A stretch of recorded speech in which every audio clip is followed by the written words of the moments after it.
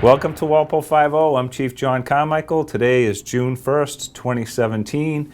And before we get into the logs today, I want to mention a couple of things. Busy week this past week, but want to mention the Board of Selectmen's meeting. And several of our officers had testified last week on some liquor license violations. Most particularly one with Eastern Pearl we've had some issues with, and the board had voted to revoke their license for some time. So what I want to do is I want to thank our Board of Selectmen, because this year we have had multiple violations when we've done compliance checks. And what we typically do is we'll send an underage operative into the establishments. We send out letters that we're going to be doing the compliance checks, and the individuals will go in there and they will attempt to purchase alcohol. And what happens is sometimes the restaurant or the bar, whatever it might be, will check the ID and obviously refuse service to that individual. Sometimes they just will not check the ID at all, and sometimes they will check the ID, they will and miss the fact that this person is under the age of 21 and still serve the alcohol, which obviously would be a violation. So from our perspective, we do get grants to do these compliance checks, and we're not doing them to have that gotcha moment. We're doing them because it's an important issue that we have to limit the access and availability of alcohol with our kids, and we have to start with our the locations that serve alcohol or where you can purchase alcohol. So we do these, and most of the time we have very good compliance numbers. However, the past one we had 5 violations. The one with Eastern Pearl has had multiple violations. And this year, we've been before the board multiple times on hearings, and I want to thank them for them taking this issue seriously. They've been very consistent with addressing this issue. Ever since 2011, they've always issued the 2-day loss of license following a compliance check failure. Most of the proprietors agreed with the violation, kind of went along with the punishment given by the board, and it's worked out very well. Where we do have multiple violations, those are concerns for us. It jeopardizes public safety, and as a result, the selectmen have worked great with us and great with these businesses to try and deal with this issue, and I want to thank them for that. I attended the Mass Municipal Association as part of the Selectmen's Association on the marijuana impact to a community. They had asked me to come up there and speak. It was mostly Board of Selectmen from across Massachusetts and across the state, and it was a very good turnout and a good discussion on what the impact to a community can be because of marijuana legalization. And as we know, this is a big issue. And I had the pleasure of going out to Colorado with the Special Senate Committee on Marijuana so that I could see firsthand what the impact was out there, and bringing back what I learned. I was hoping that this law didn't pass in Massachusetts, however it did, and so now what we have to do is just be able to deal with the impact and the quality of life issues. So that's pretty much what we talked about, and it went very well. I want to talk about the George Hanna Award. The George Hanna Award for Valor is the highest award in Massachusetts. It's offered to police officers, and I just recently nominated Officer Crown and Officer Bieberman for the George Hanna Award for Valor, and that was for their involvement with the individual. This happened almost a year ago, where Officer Crown was dragged by a motor vehicle on the dam that's off of Washington Street on the backside of Walpole Country Club. Had dealt with a suspicious person, and at some point that individual started the motor vehicle and was going to drive away and into the golf course. So Officer Crown had reached in to try and help him to stop putting the vehicle in drive, and at some point that individual was able to close the window on Officer Crown's hand and take off, hit the accelerator, and physically dragged Officer Crown for about 300 feet before he was able to free himself from that window, nearly getting run over by the motor vehicle. And that vehicle ended up driving into the golf course, nearly striking people that were golfing. And it started a pursuit in which the Fox 25 News helicopter followed overhead. And many times during that pursuit, officers backed off and they broke that chase off. But the helicopter continued to monitor the location of that vehicle. And a short time later, that vehicle went off the road on a median strip in Dedham. And Officer Crown and Bieberman exited their vehicle. And when they did, that vehicle, the individuals tried to run Officer Crown down. They had drawn their weapons and using great restraint, they did not fire. And in all intents and purposes, they could have. And, you know, it was a deadly force situation. They chose not to for various reasons. Their pursuit continued. It ended up in West Roxbury where the individual finally stopped and the vehicle caught on fire, and the individual ran into an apartment building where he was arrested. But Officer Crown and Bieberman did an amazing job on this case, as did Officer Manganello and all of the other officers that were involved. It was almost the whole shift that kind of in one way or another got involved in this, and it was a good turnout. In the end, this guy was arrested and will get help for some of the issues he has, but they went above and beyond that day, and as a result, it took great valor to do what they did, and I think that they are worthy of getting this high honor, and as a result, we nominated them, and I hope that they get it. Want to thank OPR for inviting me to the field trip, and the second graders with Southwick Zoo, Mrs. Kylene's class, and we had a great time down there at the zoo this week, and it was not the best day as far as weather, but it was a great time, and that's a great place to go to, Southwick Zoo, and I think it's in Mendon, Mass. So, getting into the log entries, on June 23rd, there was a summons. Officer Manganello summons an individual for operating without a license. In that event, the vehicle also had to be towed.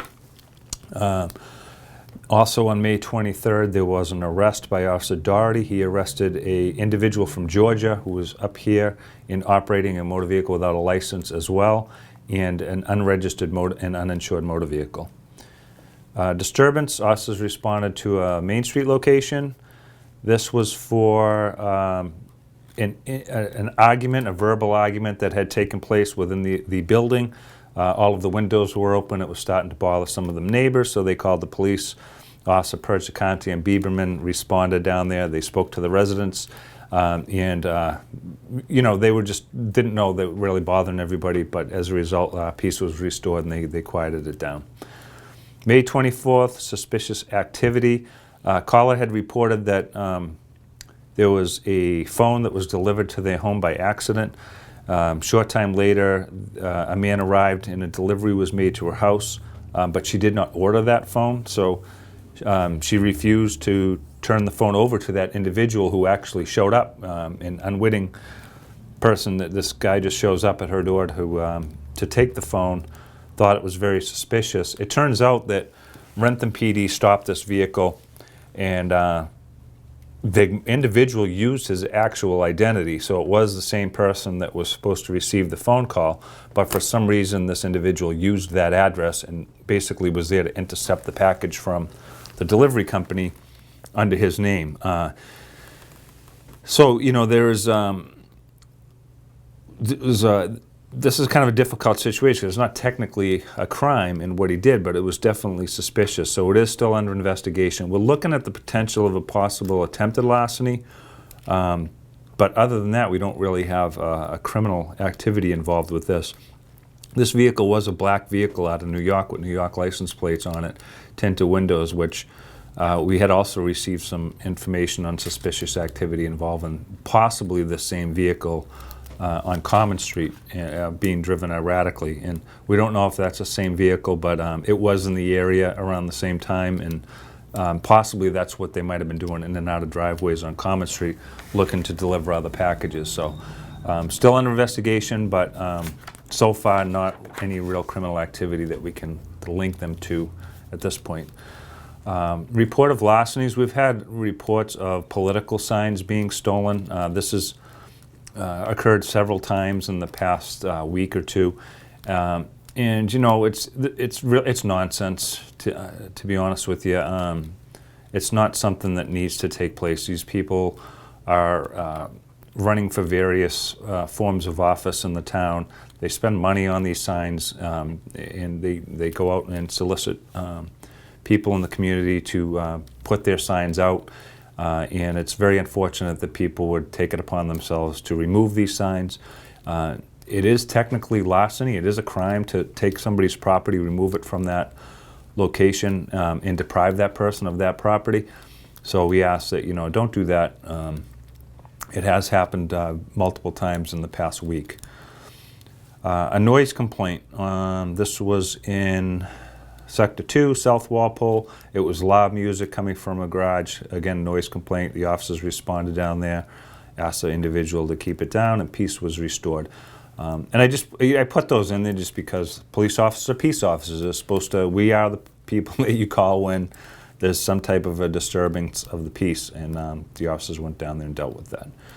Suspicious motor vehicle. Officer O'Connor found a suspicious motor vehicle.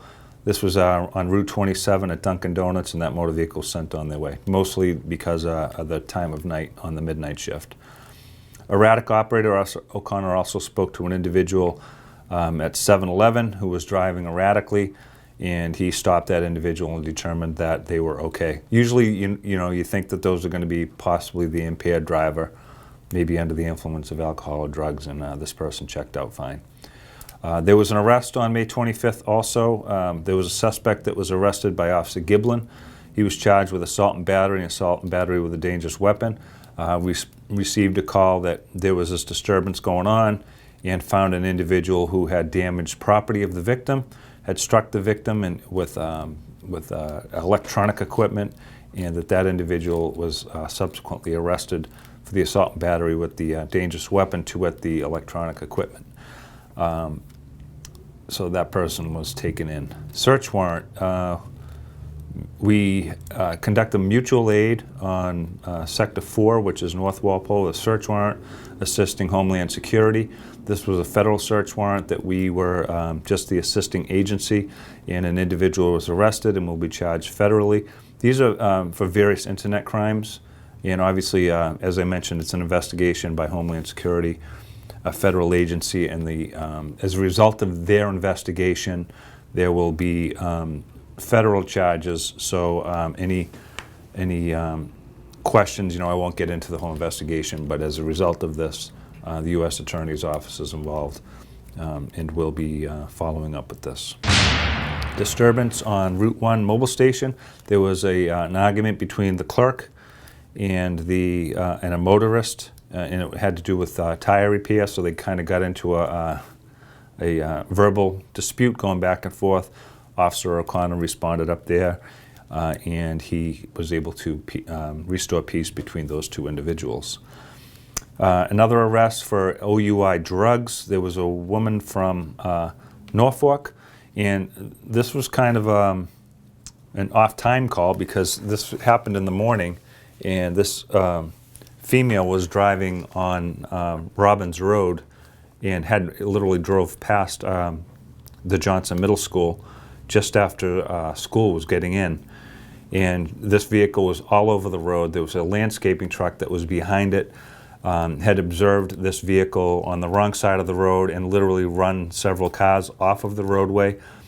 Officer Maganello was the closest to this scene, and upon getting to the end of Robbins Road, took a right on Route 27, going towards Medfield.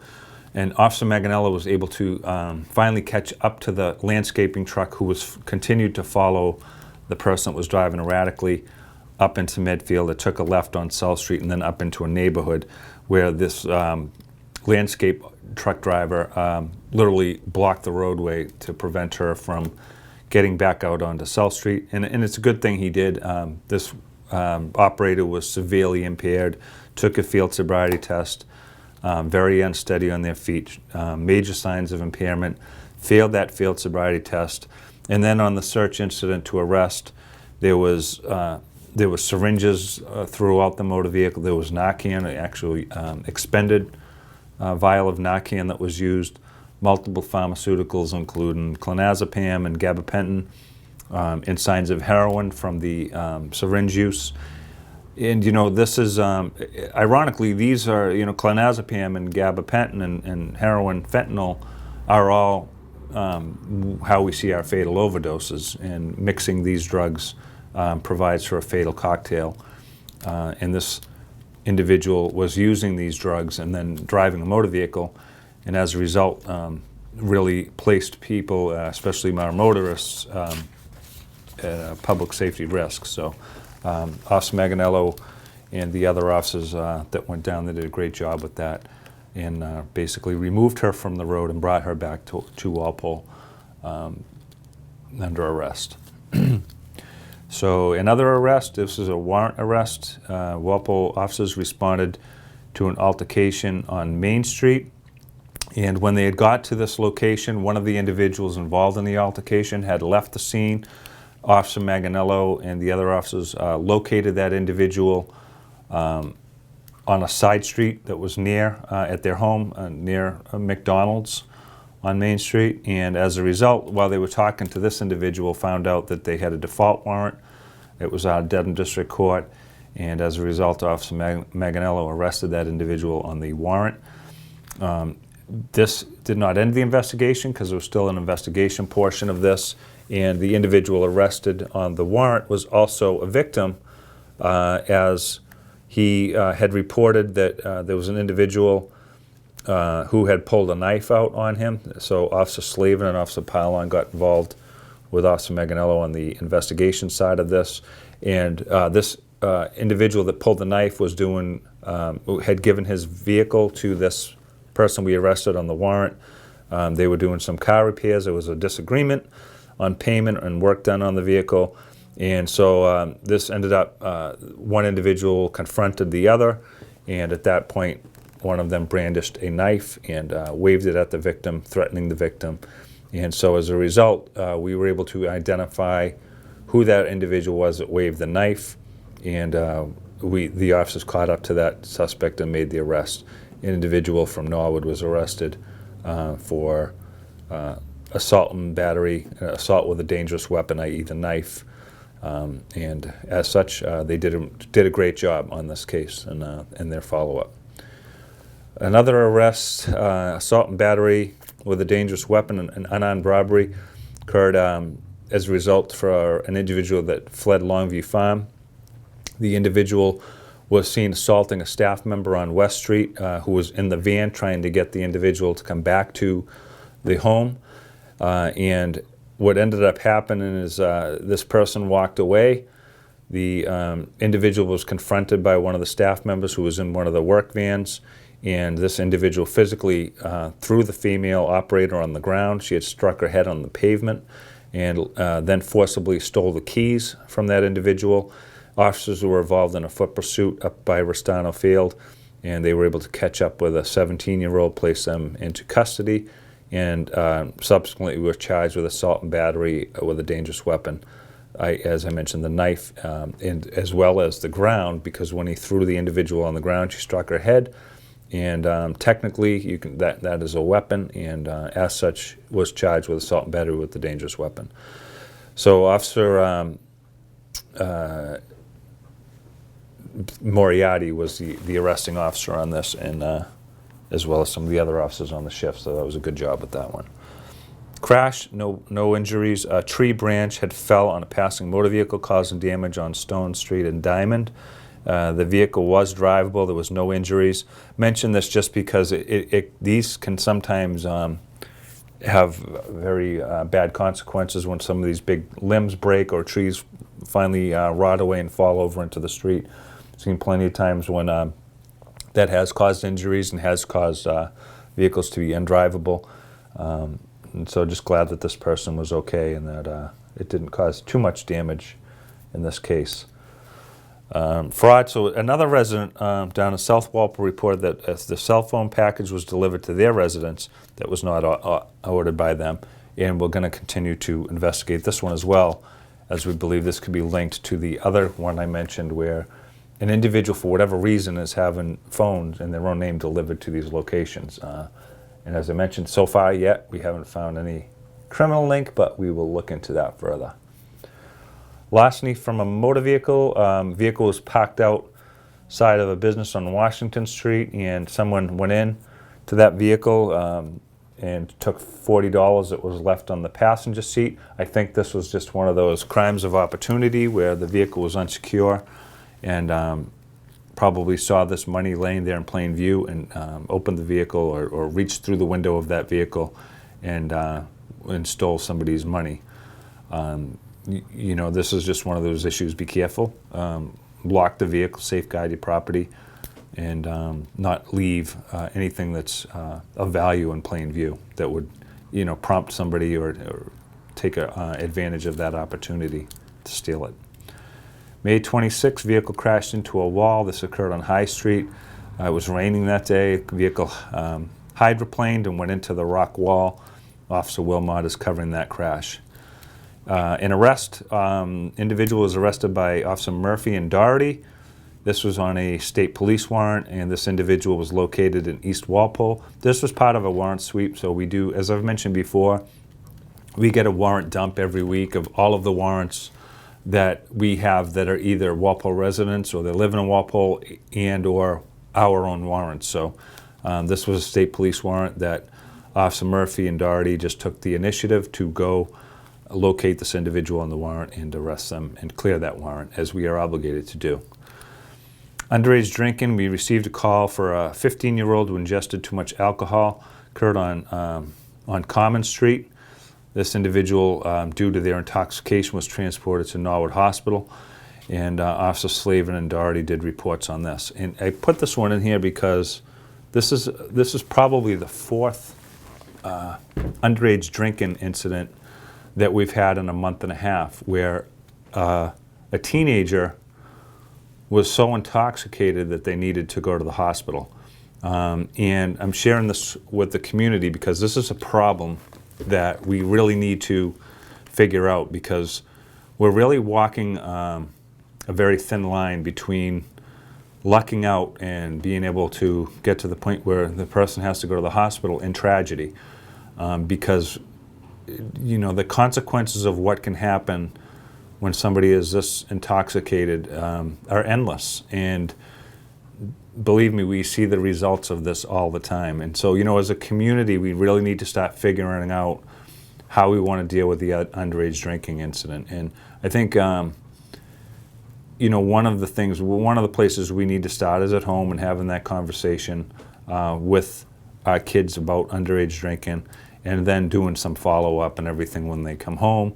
But there's a lot of other things I think we can do. I won't get into it too deep right now, but we really have just been lucky lately, and I think that this is something that we need to focus on. I think all of us in the community just want our kids to be safe at the end of the day, and however we have to do that, we need to do that. But as I've mentioned, this is the fourth time in a month and a half where we just by the grace of God lucked out. May 27th, a crash, single vehicle accident. No personal injury. Officer Vinciguerra conducted this report.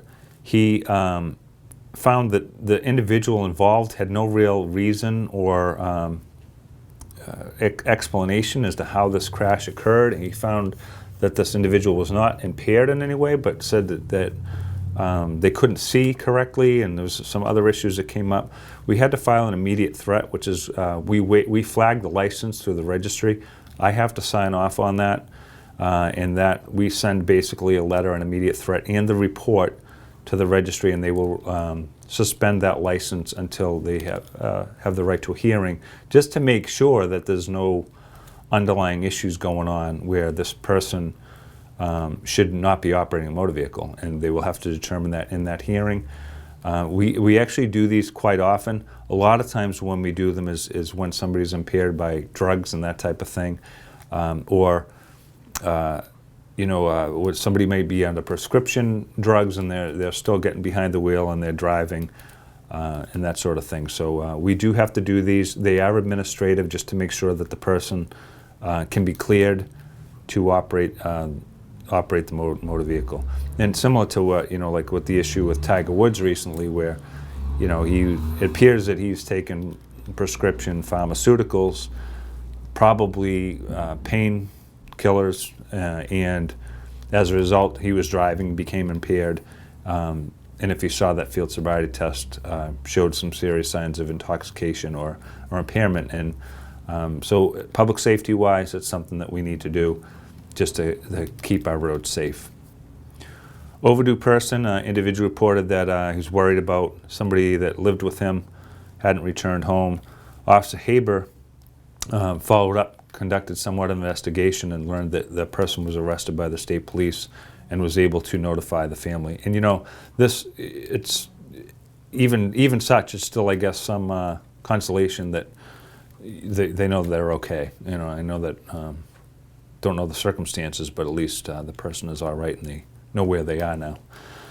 A crash on High Plains Street at Old Post Road. There's a single motor vehicle crash.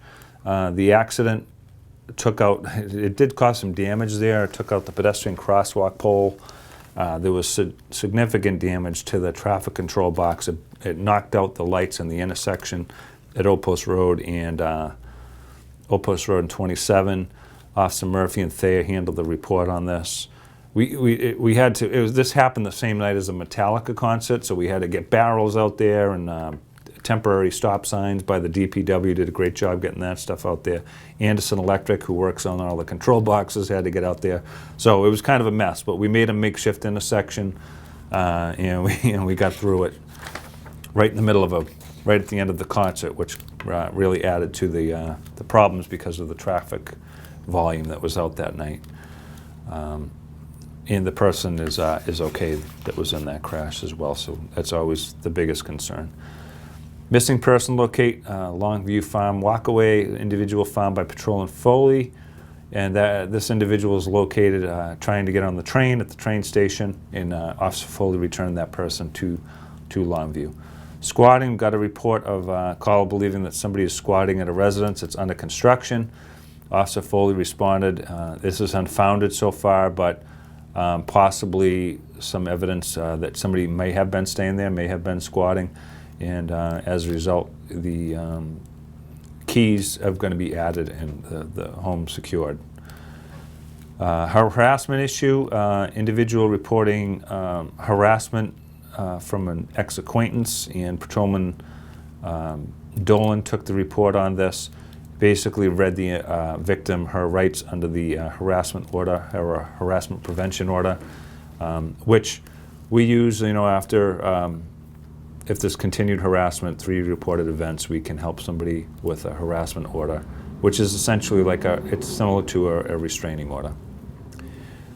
On May 27th, a disturbance between neighbors, a homeowner and, I'm sorry, not neighbors, between 2 acquaintances. And this was it was a verbal argument, and again, something where the officers responded and peace was restored. So we just act as the referee in those cases and get everybody to get along. Well-being check, report of a male party passed out in his vehicle on Albany Road. This turned into like a medical type of situation, so the officers responded down there, engaged this person and determined that they need to go to the hospital, so they helped that person get to the ambulance and get treated. May 28th, a summons. Officer Murphy and Bethany towed a vehicle and cited the operator for unlicensed operation. Also on May 28th, officers kind of went out and did some community policing. Officer Kevlitz did some extra patrols out there, crushed some community policing in the town forest, Bird Park. We're getting back to doing our positive tickets and the police cars, the foam cars, and the rest of the shift also got involved doing some community policing at girls softball games, Bird Middle School, and out and about. So with the nicer weather, we can get out there more and engage the community. So that's a good thing. So another crash. This was just a hit and run that occurred in the front of the Walpole Mall. Officer Murphy and Bethany are handling that. ATV, Patrolman Haber attempted to stop 2 males on dirt bikes. This came after multiple complaints about dirt bikes riding on Forest Street, and the bikes were coming around right around the same time, so Officer Haber went down there, and they did indeed come through. However, they did not stop for him, and they fled into the high tension lines area. So she's will be continuing to look into that. And the ATV, technically they're trespassing up there. They're not supposed to be on the high tension lines. I know they do it. It's tough for us to catch them out there, but they are trespassing with a motor vehicle. And we will tow and we will cite if we have to, or in some case scenarios we may have to arrest in that case. But those vehicles, ATVs, should not be there. An arrest, MCI Walpole, or as I should say, Cedar Junction, called to report they have an individual. He has 2 outstanding arrest warrants out of Holyoke. Officer Dolan responded down there and placed the individual under arrest for the Holyoke warrants. There was no bail on these warrants. They were straight warrants for, I'm not sure what they were for, but one of them was for a violation of a 209A order, which is a restraining order. So that individual was placed under arrest. We get these on occasion. The officers at MCI Walpole will call us when somebody comes in and they screen them to go to visit somebody up there, and they come up with warrants, and as a result, we're obligated to arrest them, and we did. On May 29th, the past assault victim reported that last night while in the checkout line that they were shoved by another customer, and this physical confrontation was over the her being in the wanting to be in the shorter line, and they got into an argument, and somebody pushed the other individual. We were able to start to investigate. However, the victim is not willing to pursue this any further, so we took a report down and conducted an investigation on the ID side of it as well. An assault, a neighbor reported that they were assaulted by their neighbor. There's an argument over the dog that had apparently gone to the bathroom and where they shouldn't have, started an argument, and one individual says the other individual punched him a couple of times.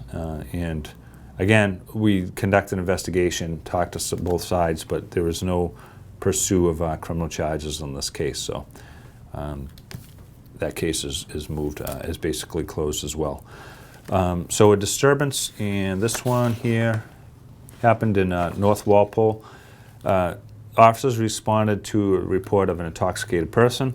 They were causing a disturbance. It was basically an unwanted person that they wanted removed because of this situation.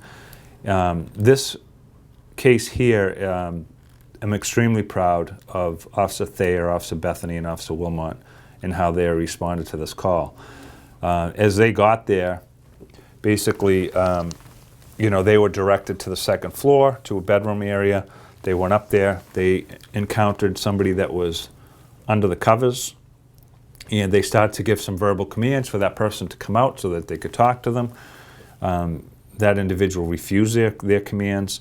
At some point, because of this non-compliance, Officer Thayer takes out his electronic control weapon, also known as a taser. The other 2 officers had drawn their firearms, who were standing behind Officer Thayer, and this individual continued to refuse verbal commands given by the officer, made some furtive gestures, and this individual had suddenly come out from under the covers after reaching for something and pulled out a firearm and basically pointed it directly at Officer Thayer. And simultaneously to this happening, Officer Thayer released the electronic control weapon. He released his taser. The probe shot out, made contact with the individual, and the individual was tased. And when this happens, it causes temporary incapacitation. They lose their muscle control, and as a result, dropped the firearm. And the officers were able to move in and place that person into custody. Now, this firearm was not real. They find out after the fact that it's like an airsoft gun. But it's very important, I think, to understand that what our police officers face out there, this is a deadly force situation where they have to make a split-second decision. These are very dynamic encounters. These are rapidly changing circumstances. They went to this call as a simple call just to remove somebody who's had too much to drink, and it turns into a deadly force encounter. And that's not what the officers are thinking when they get there. But they don't have time to think about this. They only have time to react, and they would have been justified in using deadly force in this situation. But and to know that what they go through, just the physical changes, the fight or flight response, tunnel vision, auditory exclusion, they can't hear, they get tunnel vision, their heart rate goes up.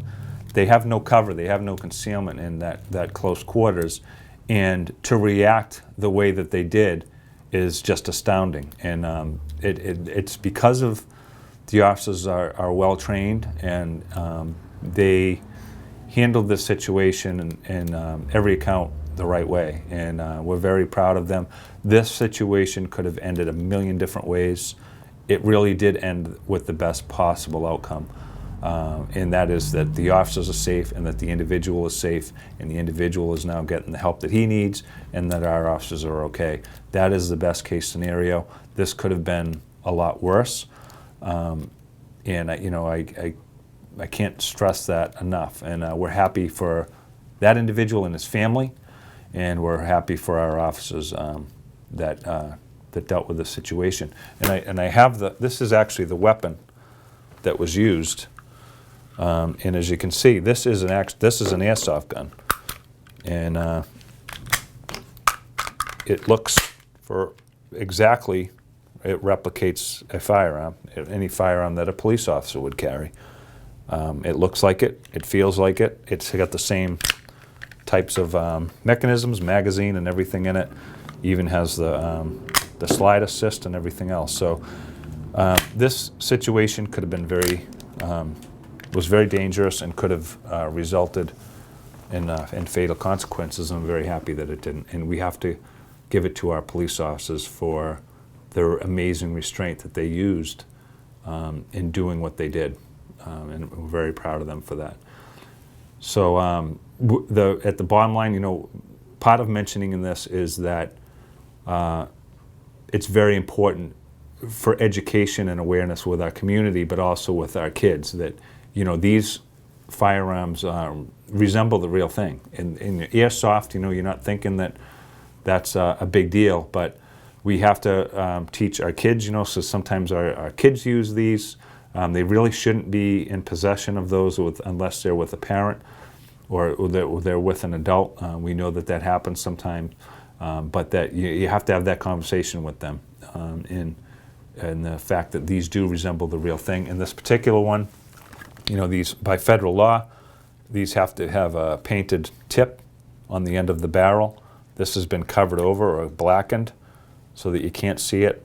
But again, when this thing came out on the officers, they have a split-second decision to decide what to do. And it's impossible for them to tell whether or not that is an authentic weapon or not. So again, we thank them for their restraint, and they just did an amazing job with that. Onward. So on May 30th, we had, this was formerly Radio Shack, the Sprint store. They had a report of 8 stolen cell phones, and as a result, this is under investigation. Disturbance, caller reports that 2 men are pulled over, a road rage incident on Route 1, and they're about to fight. By the time we got there, both of those individuals had fled the scene and left. There was a report of an individual, this is a letter of disinvite. I just mention these because if you have issues where people are unwanted on the property, you can get a letter of disinvite, which is a letter that you send to them. It's basically a trespass notice, and that's what happened in this case. Somebody that's not welcome there anymore at that home, and they got a letter of disinvite, which was issued. And then what we do is we send a copy here to the police station. The individual gets a copy that's registered mail, and then we send a copy to the courthouse so that it's all on file somewhere in the event that letter of disinvite is violated.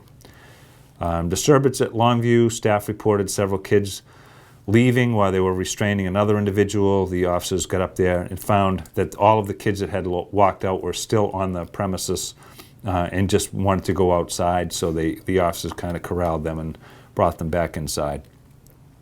Disturbance victim stated they were pushed against a wall and strangled by a suspect known to them, and as a result the individual had fled in a pickup truck towards on 1A southbound, and that person will be filing, will be pressing charges on this case. A disturbance on Washington Street. This was just a neighborhood issue, and the officers were able to respond and restore peace.